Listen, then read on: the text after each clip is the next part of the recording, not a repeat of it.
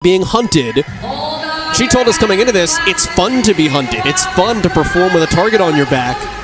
She's got one right here. And if I'm going to be honest, the nature of this event, if you had a frustrating event prior, if there's one event I could circle that it'd be fun to do angry, this might be the one. Put a little extra juice into that bike, put your head down on those burpee box jump overs, and then rip into that D-ball.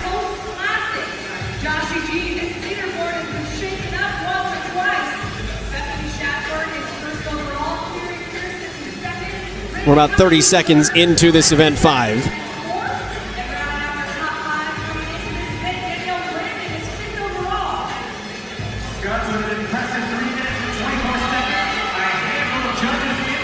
And earlier we saw Allison Scudds, who performed well at this event in 2017, set the time to beat. Well, back in 2017, Carrie Pierce set the time to beat.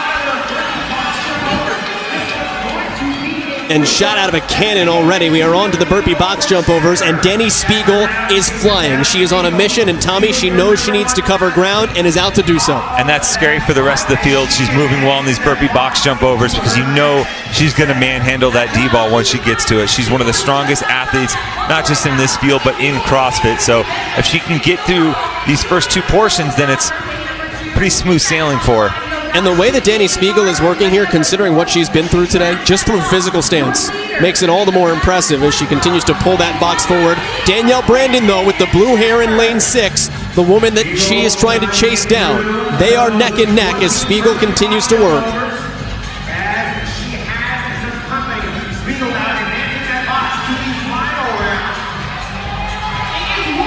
Allison Scudds, 3:24.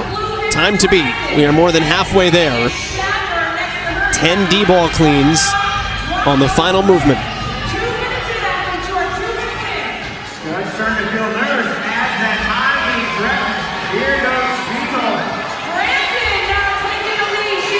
And Speegle starting to slow on these burpee box jump overs. I think Danielle Brandon is pulled just slightly ahead of her.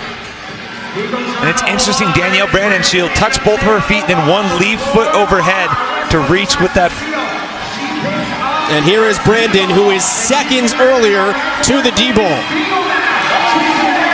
These two going head-to-head here. They are in 5th and 6th place. This is the bubble. Between the two of them is a 19-point difference. Danielle Brandon racing ahead.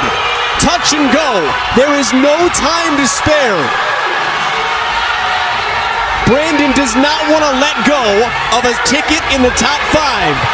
Brandon to her final 2.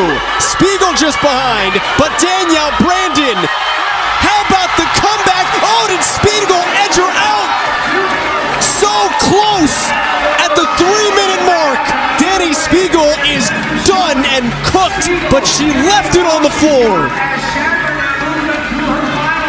That final rep. Danielle Brandon took an extra second on the way up to try and shift the D-ball. And that was just enough for Speegle, who absolutely emptied the tank on those final 2 and dove across the finish line. Speegle officially is ahead of Danielle Brandon.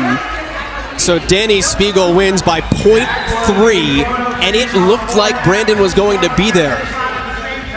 But Tommy, you're right. Those split-second hairs in a 6-minute sprint. And that's honestly why we have this chip timing here.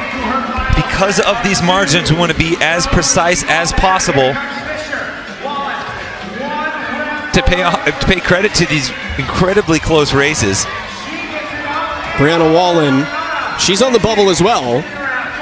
9th place coming into this. She was just 30 points out of a last chance online qualifier spot.